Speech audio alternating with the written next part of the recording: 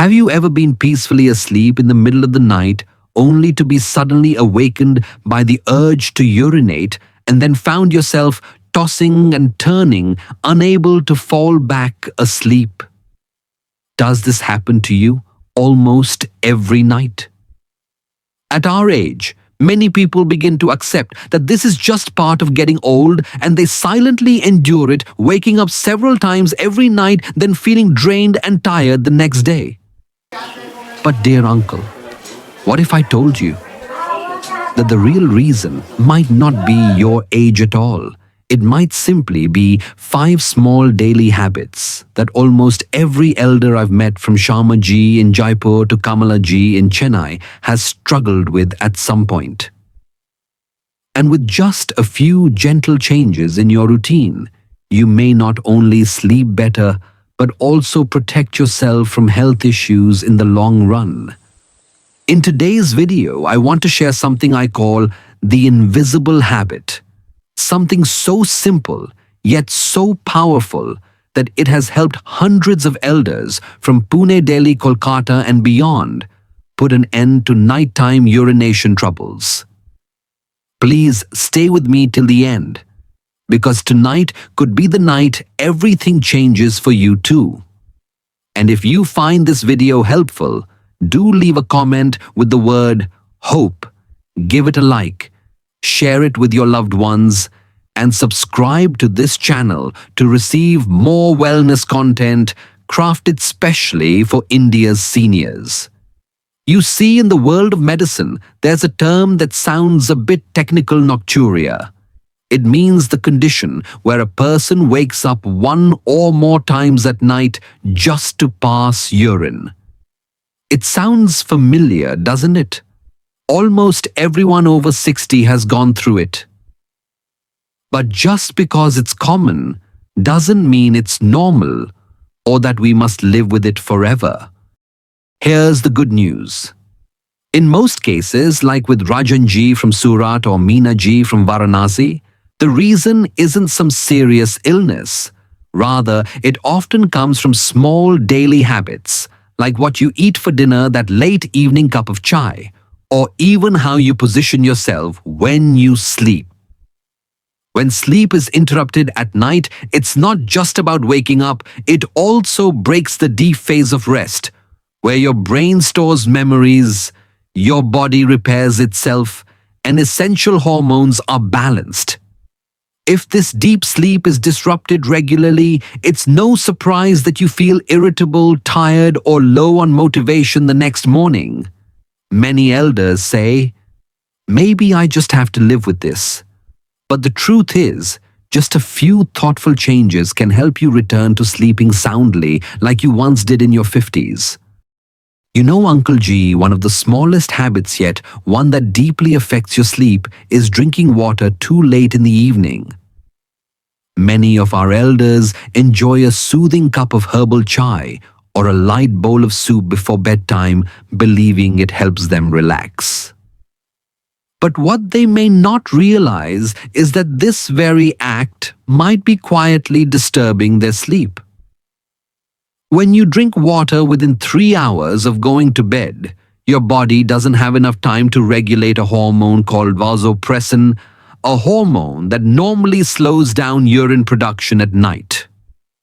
Without its effect, your kidneys continue to work just like they do during the day, and your bladder ends up waking you with an urgent signal. And then, just like that, you find yourself stepping out of your warm wooden cot into the dim light of the corridor again. And it's not just plain water. That juicy slice of watermelon after dinner, a glass of pomegranate juice, or even some vitamin tablets can contain enough fluid to get your bladder active while you're asleep. Take Savita ji from Nagpur, for instance. She used to wake up 4 or 5 times a night, exhausted every morning.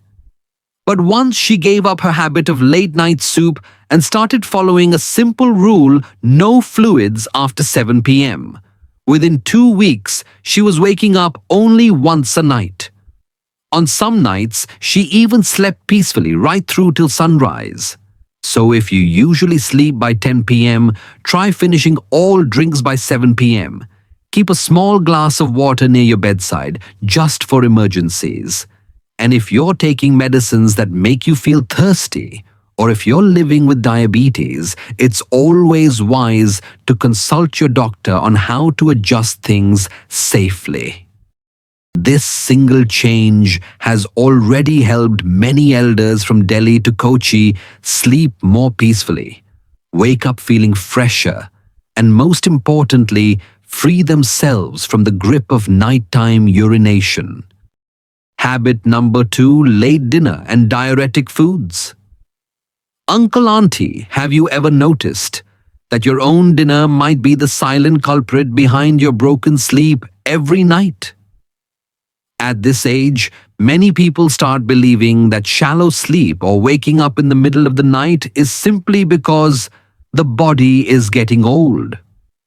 But sometimes the real issue lies right there on the dinner plate and in the time you eat.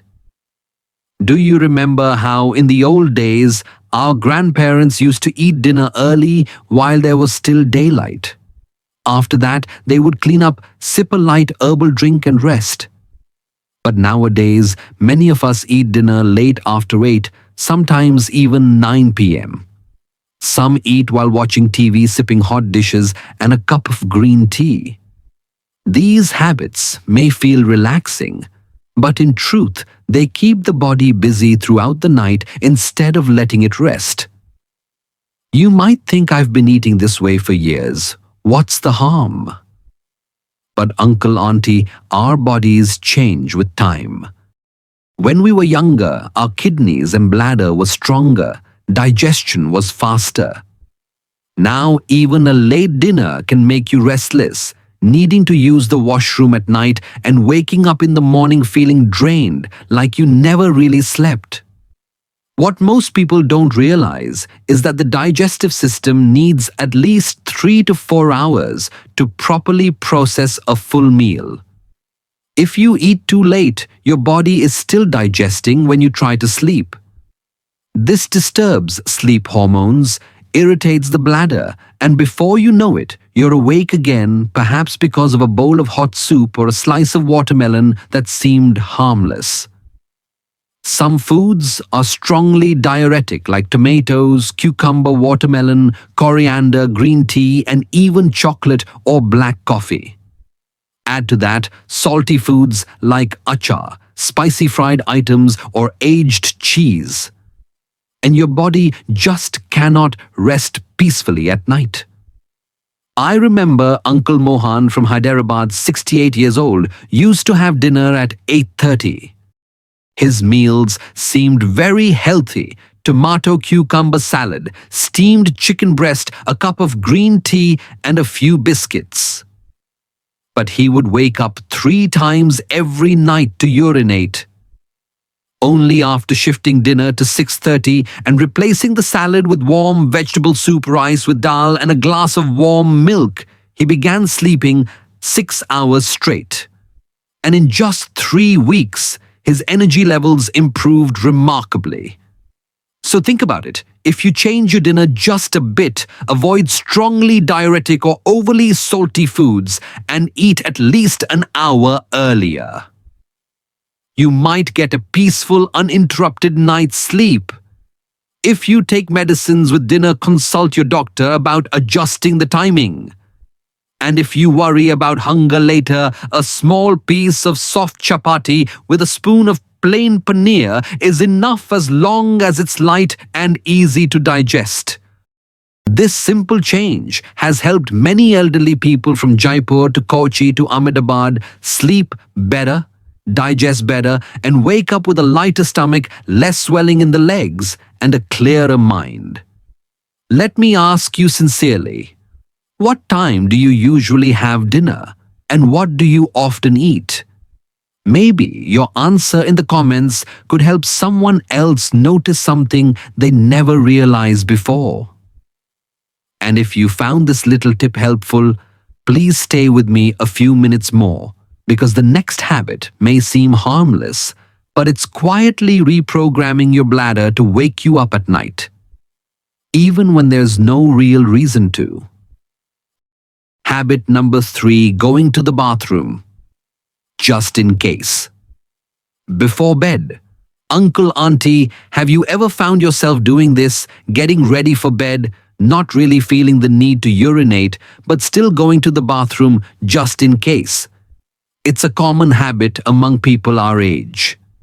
Every night after folding the cotton blanket and fluffing the pillow, many of us take a quick trip to the bathroom, not because we need to, but simply to feel more secure.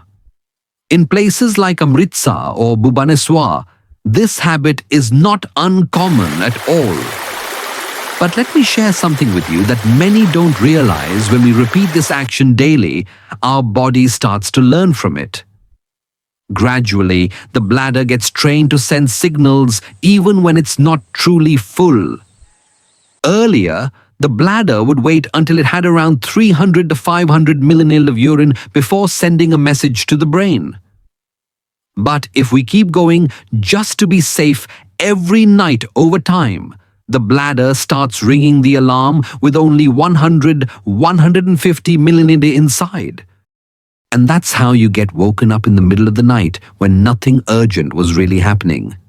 I remember Auntie Sushila from Pune, now 74 years old. Every night before bed, she would go to the bathroom even if she didn't feel any urge. Still around 2 a.m., she'd wake up again thinking she might need to go. But once she was guided to truly listen to her body and not force herself into old habits, within just a few days, she began sleeping for 5 to 6 hours straight. Her face lit up the day she told me that, like someone who had rediscovered those golden days when sleep came naturally and fully. So if you have the habit of visiting the toilet just to be safe before bed, I gently encourage you to consider a small change. Only go when you genuinely feel the need. And if you feel restless or anxious before sleeping, try something more calming. Perhaps reading a few lines from the Ramayana, listening to soft bhajans, or simply sitting quietly and taking deep breaths while resting your feet on that familiar old rug by your bedside. It may take a few days or even a few weeks to retrain the body's natural rhythm, but it is entirely possible. And if you're on diuretics or experiencing incontinence, please talk to your doctor. There are gentle exercises or timing changes that can help align with your body's needs. Oh, and if you often worry about not reaching the bathroom in time at night, keeping a bedside commode is absolutely fine. But remember, use it only when truly necessary. Overusing it may reinforce the wrong habit, making your bladder even more sensitive than before. Once your bladder is gently retrained, you'll notice fewer nighttime wake-ups even without medication. Your sleep will deepen. Your mind will feel clearer. And in the morning, instead of feeling drained, you'll wake with the sense that a bit of your youthful energy has returned, energy once stolen by restless nights. Now, let me ask you, sincerely, do you also go to the bathroom just in case every night, even when you don't really need to? And if you've ever thought it's just for peace of mind, then tonight, try trusting your body a little more. If this speaks to your experience, I'd love for you to leave a few words in the comments. Your story might help someone else realize they're not alone on this journey toward better sleep. And in the next part, we'll look at something even more surprising: how the way you sleep might be the real reason your bladder wakes up before you do. Habit number 4, sleep in posture. A small habit with a big impact on the bladder and sleep quality.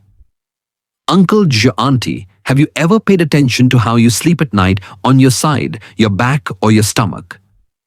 Many people believe that as long as they feel comfortable, it's fine.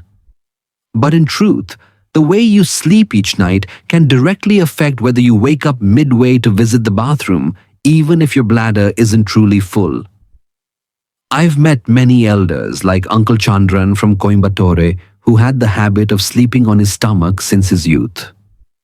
But when we sleep on our stomach, the lower abdomen presses against the bladder. This can confuse the body into thinking it needs to urinate. Not only that, this posture can also reduce blood circulation, causing the kidneys to filter more water and as a result increase urine production during the night. Sleeping on your back is a bit more relaxed, yes.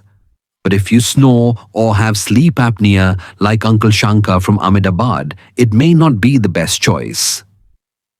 The body can become low on oxygen, sleep-regulating hormones become disturbed, and even the hormones that manage urination can misfire, making your sleep light and more easily interrupted.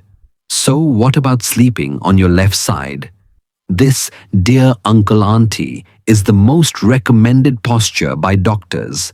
It reduces pressure on the bladder and supports the liver, kidneys, and digestive system to work more smoothly. Imagine this: a soft pillow between your knees, a comfortable headrest that isn't too high, and lying peacefully on that familiar old woven cot in the summer, listening to the gentle hum of the ceiling fan. Before you know it, you're fast asleep in deep slumber. I remember Uncle Ramesh, aged 71 from Mysore. He used to sleep on his stomach and wake up 3 times every night to urinate. But after just 2 weeks of practicing side sleeping with a pillow behind his back and one between his knees, he began sleeping for 6 hours straight. In the morning, his back pain eased, and his mind was as clear as if he had just taken a stroll around the Shiva temple at dawn. If you're used to another sleeping posture, don't worry. Start gently. Place a support pillow behind your back, a soft one between your knees, and ensure your head pillow keeps your neck straight, not too high, not too low. For those with joint pain, ergonomic pillows available in nearby pharmacies or markets can be a good option. It may sound simple, but this small change alone has helped many reduce nighttime urination, enjoy deeper sleep, wake up without soreness or swollen legs, and feel much better overall. Have you ever tried this before? If yes, do share how it felt. And if not, perhaps tonight, try lying gently on your left side, like the old days when you drifted to sleep with the breeze flowing through a bamboo window. And if this little tip was useful, stay with me for the next part, because even your room's temperature and the fabric of your nightwear might be silently disturbing your precious sleep. Habit number 5. The sleeping environment. A silent disruptor. Uncle, auntie, have you ever found yourself tossing and turning in the middle of the night, feeling warm, restless, or needing to use the bathroom without really knowing why? Many believe it's due to the bladder or simply aging. But let me tell you, sometimes it's your very own bedroom that becomes the silent culprit, disturbing your peaceful sleep. In many cities like Nagpur or Chennai, nights are no longer as cool as they used to be. If you're wearing thick night clothes, wrapped under a woolen blanket, and sleeping in a closed room without any ventilation or ceiling fan, your body may not be able to cool down as it needs to. And here's the science behind it. Before deep sleep begins, your body temperature must drop slightly for 2 important hormones to be released: melatonin, which helps you fall asleep, and vasopressin, which helps reduce nighttime urination. But if the room is hot or your body is trapped under heavy fabric, this natural cooling process gets interrupted. These hormones are not produced properly, and as a result, your sleep becomes shallow. You may even wake up in the night to use the toilet, though your bladder isn't actually full. I remember Auntie Parvati from Jaipur. She used to wear full-sleeved flannel clothes, slept on synthetic bed sheets, and avoided the fan for fear of catching a cold. Every night, she would wake up 4 or 5 times, thinking it was her age catching up with her. But after switching to light cotton sleepwear, keeping her bedroom window slightly open, and using a soft foldable cotton blanket, she began sleeping through the night within just a few weeks. Our bodies don't ask for much, Uncle Auntie. Just a calm, breathable sleeping space with good airflow, a light cotton bed sheet, a room temperature around 18 to 20 degrees Celsius, and nothing too heavy on the body. If you feel cold, layering 2 or 3 light blankets is always better than using one heavy one. What matters most is allowing your body to cool down, naturally, breathe easily, and relax fully. This small change alone can make a big difference, helping you sleep deeper, reduce nighttime trips to the bathroom, sweat less, and wake up with a clear mind and lighter spirit. And the best part?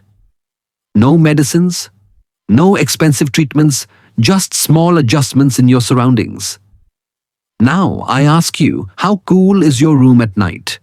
What kind of fabric are your night clothes made of? These little details, when paid attention to, can help you reclaim the restful sleep you might have lost long ago. And if you've already made some of these changes, do share them in the comments below this video. Who knows, your simple advice may bring peace to someone far away in Bangalore or Bhopal who's been struggling with the same issue. Now that we've walked through 5 simple habits that quietly disturb your sleep each night, what matters most now is not just knowing these things, but doing them regularly. Because you see, Uncle Auntie knowledge without action is like words carried away by the wind. It changes nothing unless we bring it into our daily life. As Auntie Meena from Pune often says, before I sleep, I only remember 5 things, like lighting the oil lamp, locking the main door, and spreading a soft cotton sheet on the bed. So what are these 5 things? Avoid drinking water after 7:00 p.m. so your kidneys can rest. Eat dinner early between 5:30 and 6:30 in the evening, avoiding spicy, salty or diuretic foods. Use the toilet only when truly needed. Let go of the habit of going just in case. Sleep on your left side with a pillow between your knees and your neck and back aligned. Keep your room cool and airy. Wear light cotton clothes, skip heavy blankets, and don't seal the room completely. If you ever forget, I suggest writing these 5 lines on a small piece of paper and sticking it beside your bed or near the family altar next to your late husband's photo, where you often stand with folded hands at night. Each time your eyes fall on that list, it becomes a gentle reminder guiding you in the right direction. And the beautiful truth is, you don't need any medicines nor a hospital visit. Everything you need for better sleep is already present within your home, your pillow, and your familiar daily rhythm. I've seen this change the lives of Uncle Ramesh in Mysore, Auntie Leela in Chennai, and even Grandpa Bhaskar in Delhi. Some noticed improvement within days, others took a few weeks, but all of them had one thing in common: they stayed consistent. Because a deep, restful sleep doesn't just help you feel alert. It strengthens your heart, lowers the risk of falls, keeps your memory sharp, and brings back the sense of control over your own body. Now I'd like to ask you, among these 5 habits, which one feels the easiest and which one is the hardest for you? Please share your thoughts in the comments. Who knows, your story might inspire someone else watching from Lucknow or Trichy tonight. And if this video brought a little light into your evening, please tap like, share it with a loved one, and don't forget to subscribe to this channel. wishing you a peaceful night and maybe, just maybe, with one small change tonight. The sleep you thought you had lost may quietly return to you. I'll see you again in the next video.